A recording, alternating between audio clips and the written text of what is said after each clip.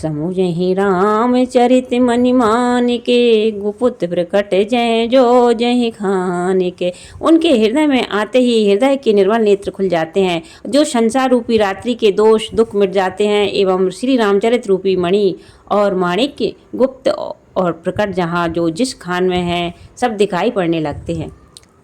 जथ सुअंजन अंजनी दृग साधक सिद्धि सुजान, कौतुक देखत शैल वन भूतल भोर निथान।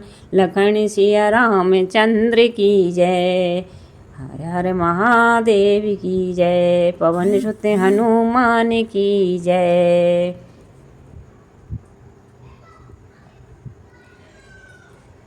गुरुपद रज मृदु मंजुल अंजन, नयन अमय दृग दोष विभंजन।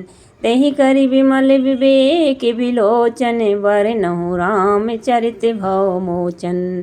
श्री गुरु महाराज के चरणों की रज कोमल और सुंदर, नयन अमृत अंजन है, जो नेत्रों के दोषों का नाश करने वाला है। उस अंजन से विवेक रूपी नेत्रों को निर्मल करके मैं संसार रूपी बंधन से छुड़ाने वाले श्री रामचरित जी का वर्णन करता हूँ। बंदहु प्रथम महिषुरिश्चरना, मोह जनित संशय शव हरना। सुजन समाज सकल गुण खानी, करहु प्रणाम सप्रेम शुभानी। पहले पृथ्वी के देवता ब्राह्मणों के चरण की वंदना करता हूँ, जो अज्ञान से उत्पन्न सब संदेहों को हरने वाला है। फिर सब गुणों की खान संत समाज को प्रेम सहित सुंदर वाणी से प्रणाम करता हूँ। साधु चरित शुभ चरित कपाशु, निरस विशद गुणमय फल जासु। जो सही दुख परिच्छेद्र दुरावा, वंदनीय जय जग जस पावा।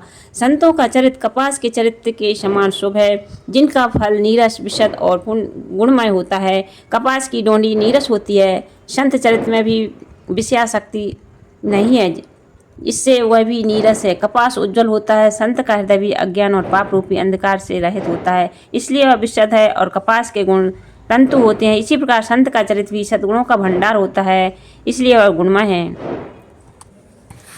मृदु मंगलमय संत समाजू, जो जग जंगम तीरथ राजू।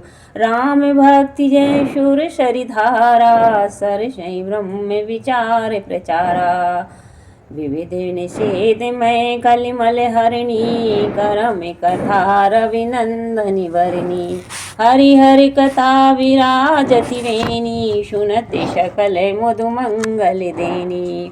भटु विश्वास अचल निज धर्मा, तीरथ राज समाज सुकर्मा। सबहि सुलभ सब दिन सब देशा, सेवत सादर समन कलेसा। अकथ अलौकिक तीरथ राहु, देहि सद फल प्रकट प्रभाऊ। सुनी समुझई जन मुदित मन रामा, मज्जहि अति अनुराग सिया रामा। लही चारि फले अछत तनु, साधु समाज प्रयाग लखन सिया रामचंद्र। शंकर हरि ओम की जय जय सीताराम।